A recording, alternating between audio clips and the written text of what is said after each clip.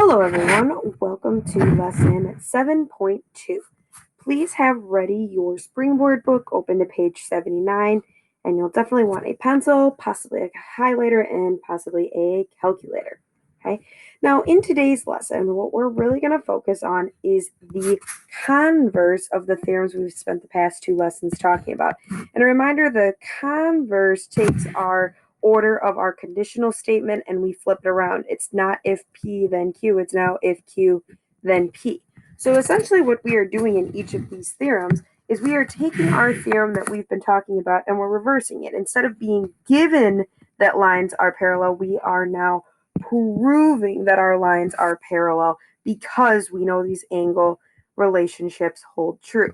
So for this first part here, when we type this out, it says if what we're trying to type here is if angle relationships exist. So for instance, if same side interior angles are supplementary, then the two lines are.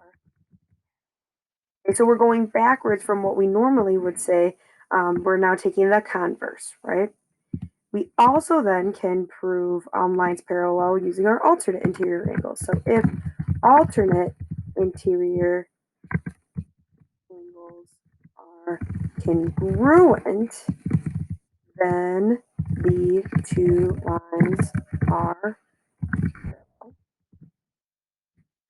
And finally, the corresponding angles ones, if corresponding angles are congruent, then the two lines are parallel.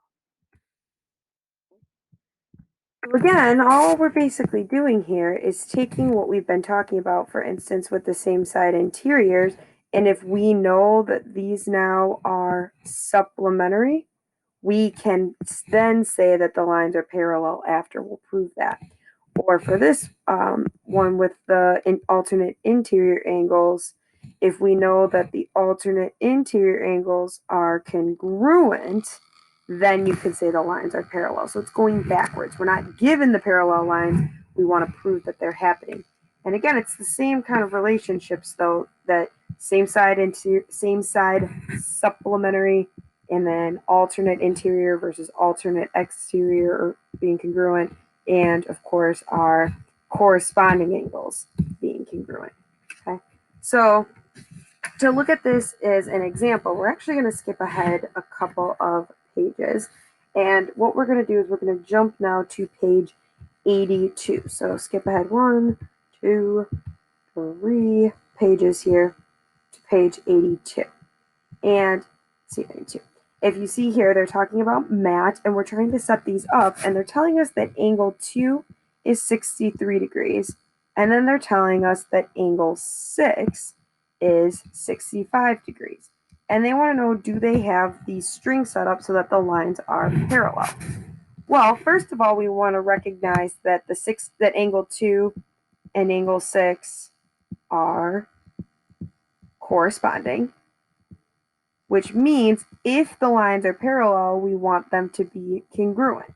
And you need to ask yourself, is 63 equal to 65? Are those congruent, those angles? The answer is no. So when we're saying, are these lines parallel, we would say no. The lines are not parallel because 63 degrees does not equal 65 degrees.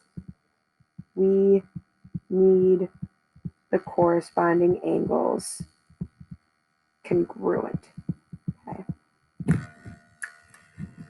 Now from here, though, what we can do is if we wanted to fix this, how could he fix this so that they are parallel? Well, we would make it so that they are both that same measure. So we could say that adjust both to 65 degrees, and then we would be like good to go on this. Oops. 60. There we go. All right, now the last couple questions I actually want to go over come from the lesson practice portion down here, 12, 13, 14, and 15. We want to talk about making sure we justify our answers here. So for this first one, if they tell us that angle 1 is 52 degrees and they tell us angle 7 is 52 degrees, can we prove that M is parallel to P? That's our question here. Can we prove that? Well, if we're kind of ignoring line N for a second here, imagine that didn't exist. M and P, angles 7 and 1 would be alternate exterior, right? They're on the outside of those lines. So we would say they need to be congruent because alternate exterior angles need to be congruent. Well, 52 and 52, that matches up. So we would be able to say that yes, for number 12, yes, M is parallel to P because the alternate exterior angles are congruent. Okay, so proof that. The next one then asks us to look at angle 11 and angle 3. And we want to know, is now M parallel to M, these two lines here? Well, these are alternate interior angles, right? We're on the interior, and they're on alternate sides of the transversal, so they would need to be congruent. 52 and 56, those are not congruent, so we would say for number 13, no, M is not parallel to P because the alternate interior angles are not congruent, and they have to be, right? We need them congruent. All right, next one then, number 14, says that angle 10 is 124, so there's angle 10, and then angle 7 is 52, and they want to know, are lines N and P, would those be considered parallel? That's what we're going to look at then this time. Well, let's see, 124 and 52. These guys add up to be 176 degrees, not 180.